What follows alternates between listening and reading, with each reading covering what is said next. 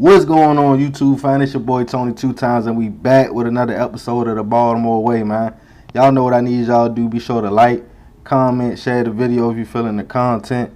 Tonight we got a special video. This is a subscriber request. It's a crazy story. Make sure y'all watch it to the end. Be sure to check out the merch below. Let's get right into it. So tonight we're going to talk about the Reggie Gross story. Reggie Gross was born January 1962 in Baltimore, Maryland. Growing up for Reggie was tough. He was raised by a single mother because his father was stabbed to death in a West Baltimore street fight when Reggie was only 3 days old. With his mother staying in places they could afford, it was tough, and some of the areas wasn't the best. Seeing addicts and hustling at a young age made an impression on the young man. By age 13, Reggie was running around with the neighborhood kids, and trouble would soon come when he was accused of snatching a purse with a toy gun in his possession. Reggie would be sent off to a group home for juvenile offenders.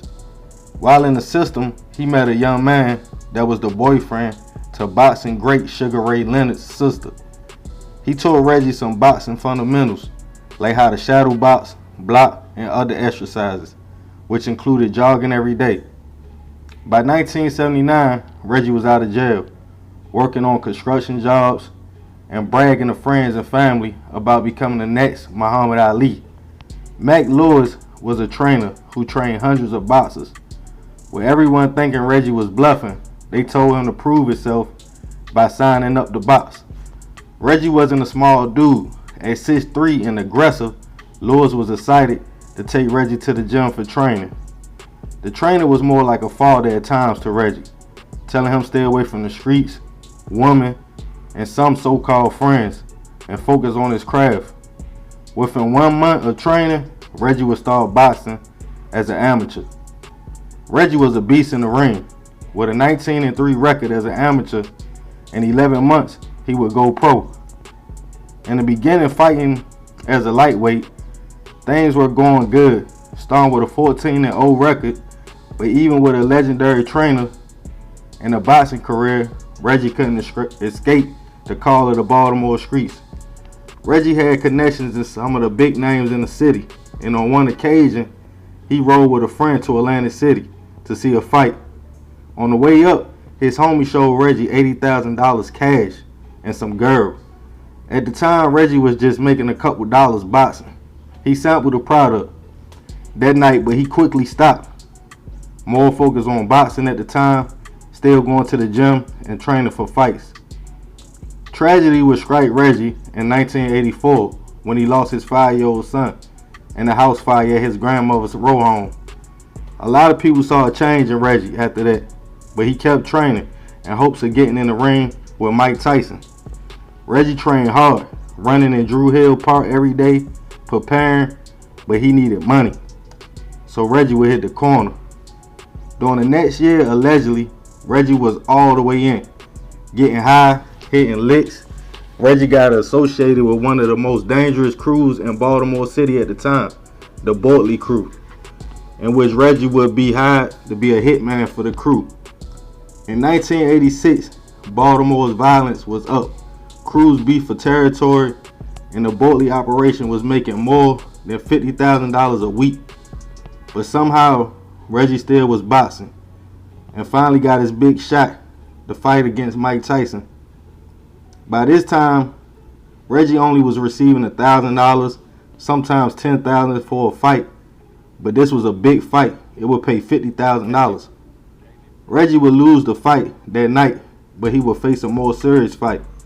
The police was on the organization, and Reggie was wanted in 1986. He was charged with an alleged hit that happened on Fayette Street. He would be acquitted, beating this case, but taking all the money he won from the Tyson fight and hiring a good lawyer. Once Reggie returned back to the gym, everyone was happy he beat the case, but the feds were not happy and watching the fighter. While Reggie was overseas for a big fight, the feds were trying to dismantle the Bortley organization, and Reggie's name would pop back up in a few more hits. It wasn't looking good for the boxer. On trial the summer of 1989, Reggie pleaded guilty to 2 hits He told interviewers during the interview he was just getting high, trying to keep his habit up at the time and the appearance of being a pro boxer. Reggie would eventually receive 2 life sentences.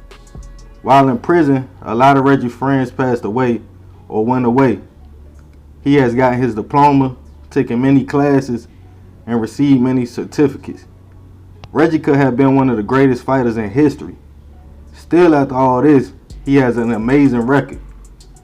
He says he is deeply remorseful for the choices he made in life and is hoping to one day get parole. As for the Bortley organization, that's a whole nother video coming soon. Man, it's a crazy story, man. This a requested video, but I definitely heard of Reggie Gross, you feel me? He was big in the city, and a lot of people that know him say he was a great boxer, and they say he could have been one of the greatest of all time. Even Tyson, he got a book out.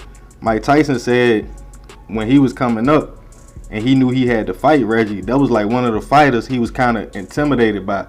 He didn't know how it was going to turn out because this was a big dude. Y'all know Tyson ain't that tall. You know, he a little short, but it's crazy how stuff go down, man. You feel me? Like, I mean, of course, him getting caught up in narcotics, that's what really took his career down. You feel me? Like, he was trying to keep up a habit. But one thing I commend him on, he kept boxing through all this. Like, he allegedly was doing hits. He was allegedly out here doing robberies, but he kept boxing. So that go to show you that boxing was his first passion. That's really what he wanted to do. But he just got caught up, man. And the crew he was dealing with, these were some serious dudes. There wasn't no bluffing going on. From what I heard at the time, they was lying. Yeah, they was doing their thing out here. So, man, it's crazy. I mean, with all that time, I think he was in South Carolina. I think they sent him to South Carolina, so he don't get to see his family like that. And I don't think they got boxing at the jail he at. But I know a few years back, he had wrote the streets and he was talking about the Baltimore boxers. He was saying he liked everybody and he just want people to keep going and pit on for him. So, man, hopefully he get parole one day. And, man, it's a crazy story, but he said he real remorseful for the families he hurt. And he said, man, he just want to see his kids and come out here and live some of his life. But that go to show you how quick the streets will grab you. Even if you're doing good, if you're not paying attention to what's going on around you, you can get caught up and dragged down, man. So, yeah, man, hopefully he come off this one day. He been locked up for a long time. I think he went away in '89. So I was like 2 years old, and I'm 34. But, yeah, man, it's another episode of The Baltimore Way. Be sure to like, comment, share the video if you feeling the content. Check out the merch. I love y'all, fam. I'm out.